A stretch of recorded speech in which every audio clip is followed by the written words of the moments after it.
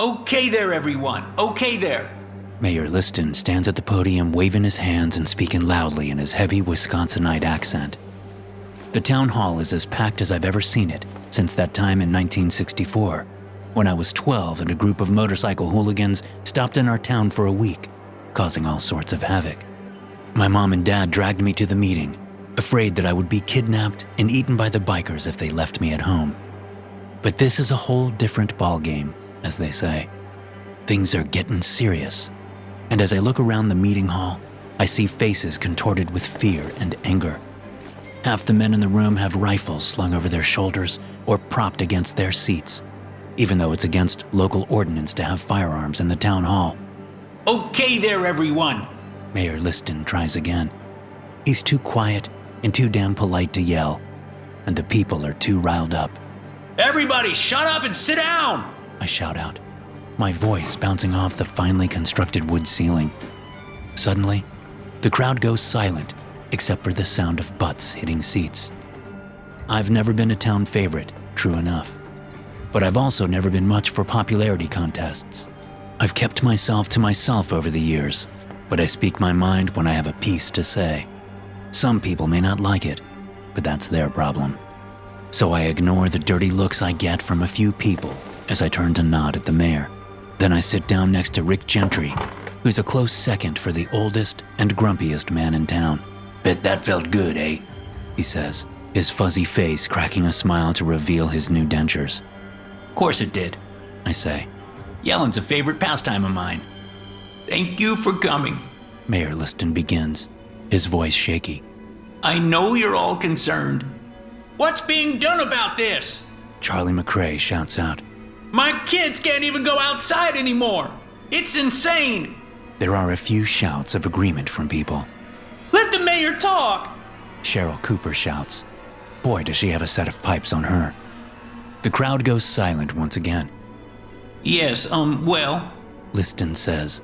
For a politician, it sure takes him a while to get his words rolling. We all agreed at the last town hall meeting that we would try to drive the coyotes away. And, well, it worked, I suppose. Most of us weren't even here for that meeting. Someone shouts out. Whose fault is that?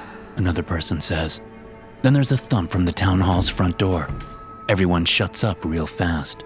A few men even step into the aisle and raise their weapons, pointing them at the door. The rest of us turn in our seats, looking over our shoulders at the wooden double doors. There's another thump. The moment stretches. Silence is all that fills the room. Then the left-hand door opens and Chief of Police Pat Berman walks in, paying more attention to something on his left boot than his surroundings. But when he looks up and sees several rifles pointed at him, he stops short. Whoa now, Berman says, patting the air with his square hands. It's just me. The room breathes a collective sigh of relief as Berman saunters up to the small stage, hands on his gun belt as he goes. Looking relieved, Mayor Liston steps aside and lets Berman take center stage. The man is confident, I'll give him that much. Whether that confidence is deserved is up for consideration, in my humble opinion. He settles and peers out at the audience with slitted eyelids, like Clint Eastwood in a spaghetti western. Only Clint Eastwood could pull it off. Berman just looks like he needs glasses. I have my men patrolling the streets tonight, he says, as if that's not something they do every night. You're all safe, and we've contacted the people who started this little problem. We haven't yet heard back from them. There are sounds of disbelief and disappointment at this. But, Berman continues, I'm considering allowing my men to shoot on sight. Well, why can't we shoot them? Charlie McRae shouts, standing up. We need to be able to protect our families. Think about it, Berman says. You want people firing off guns in the town limits? What happens when someone misses and a bullet goes through a window and hits someone eating their damn supper? What about that? No, I think it's better if only my men do the shooting.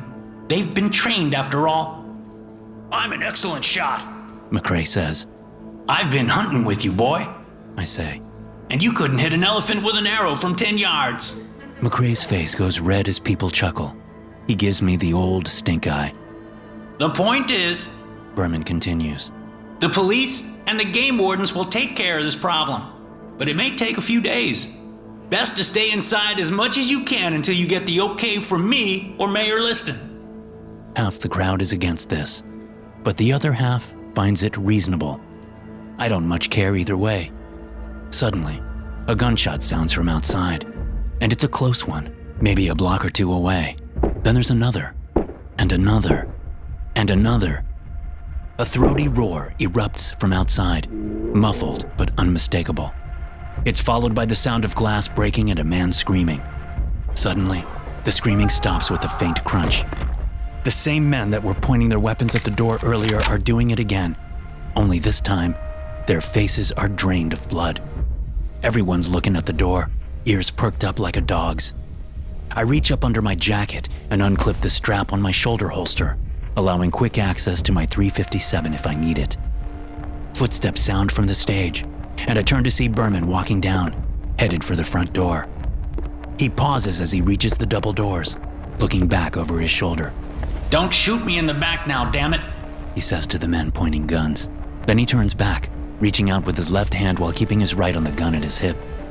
He slings open a door to reveal a 500-pound grizzly bear that roars and charges before Berman can do anything. The bear swipes at him, taking off the man's right ear and slicing clean through his cheek with its claws. Berman screams as he falls backward amid a spray of blood.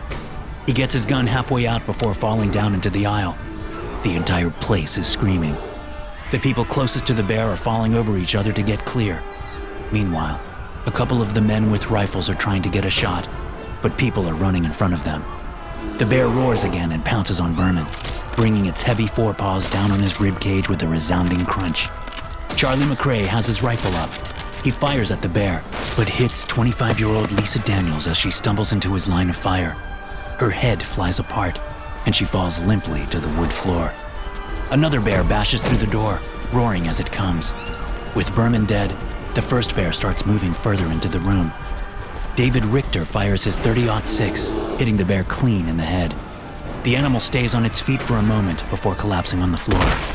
Rick Gentry and I are still standing up next to our seats, and we look at each other. I reckon it's time to go, Gentry says. I reckon, I say, nodding. We turn in the aisle and head toward the back door. Half of the people have made their way out, but the other half is still inside, tripping and falling over each other in their panic.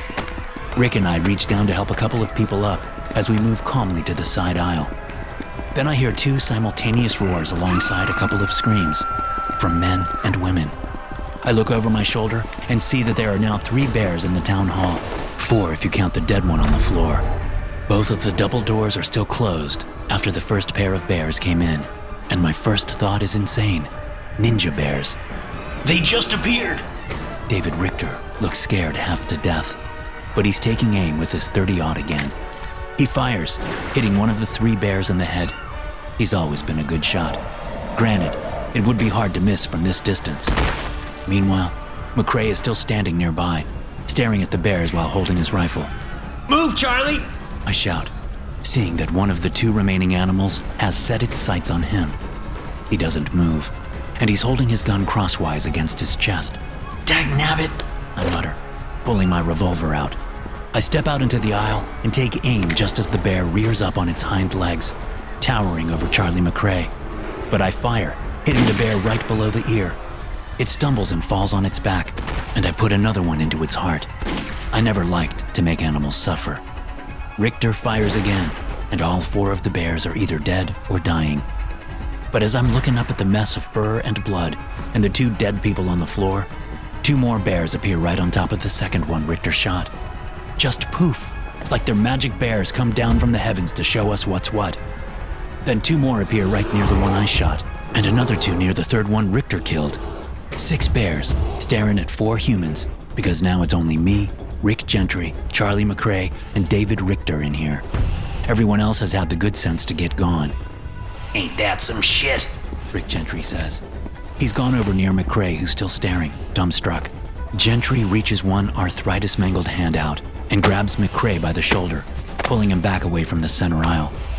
The bears look at us, as if getting their bearings. I think it's time we run, I say. I do believe you're onto something there, old timer. Richter says. Fuck you, old timer. I say. You're only 2 years younger than me.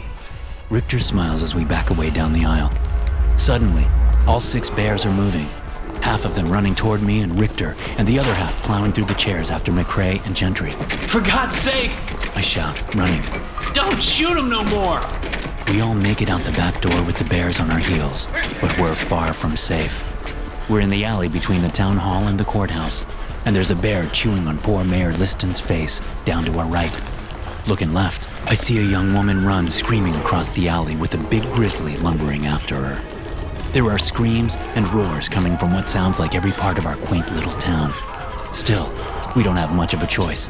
This way! I shout, running to the left. Behind us, I can hear our furry pursuers bang through the back door into the alley. We turn right out of the alley and onto Center Street. I see at least 5 bears up and down the road. Some of them are chewing on people.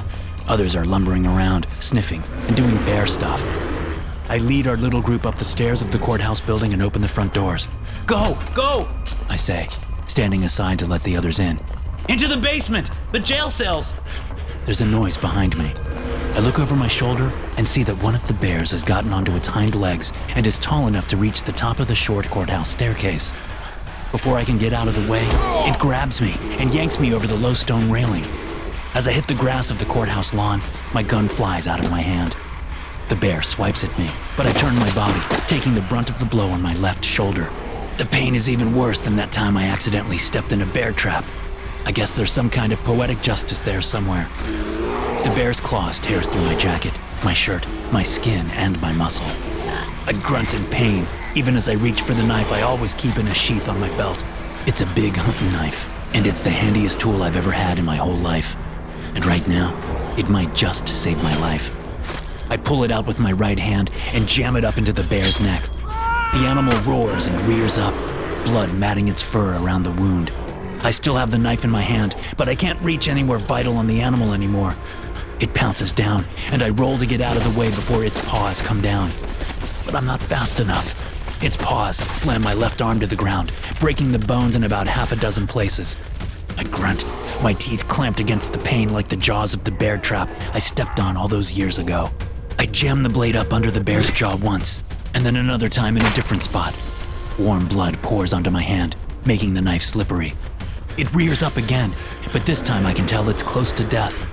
It growls, teetering unsteadily on its hind legs. Then it topples toward me. Rolling to my right, I get out of the way just as the bear crashes onto the ground where I was. I scramble to my feet and head back up the courthouse stairs. And as I reach the top, I look down at the dead bear, waiting for 2 more to show up like magic. I wait, and wait some more, making sure none of the other furry creatures are coming my way. No more bears appear. Finally, Rick Gentry opens the door. What the hell are you doing, old fool? He asks. What happened? What the hell you think? I say, gesturing at my bloody shoulder. It'll take more than a couple of grizzlies to kill me. He helps me inside. We need to get the word out. I tell him. No shooting. Stabbing works. Maybe even bashing them in the head will work, but no shooting. Well, all right, He says. Finally made yourself useful, you old fool. You're lucky I'm injured. I say as we head into the basement. Otherwise, I'd kick your old ass. SCP-2875 is a phenomenon occurring only in a small northern Wisconsin town. At noon every 3 days, between 50 to 100 fully grown adult grizzly bears will appear throughout the town. These instances are not anomalously strong or fast, and will generally act like any other member of their species given the situation. The phenomenon appears to be cumulative. The instances will linger around the town center for a short time before dispersing, and more instances will appear 3 days later. Due to the potential scaling issues of the bear population growth, it has become imperative to dispatch the new instances as quickly as possible. Currently, the only feasible means to dispatch instances is by using a highly concentrated aerosol tranquilizer spray, and then a blunt instrument with which to cause trauma to the cranial region, as killing any of the instances using a firearm or incendiary device results in 2 new instances appearing next to the corpse of the deceased instance. As such, Only Foundation standard motorized blunt force devices have been permitted for use against the instances, with other blunt or bladed weapons being permitted per MTF leader instruction. Hey guys, thanks for listening. Be sure to subscribe to the podcast for more SCP stories like this one. You can also check out some more episodes from the SCP Experience podcast here. I'll see you in the next one.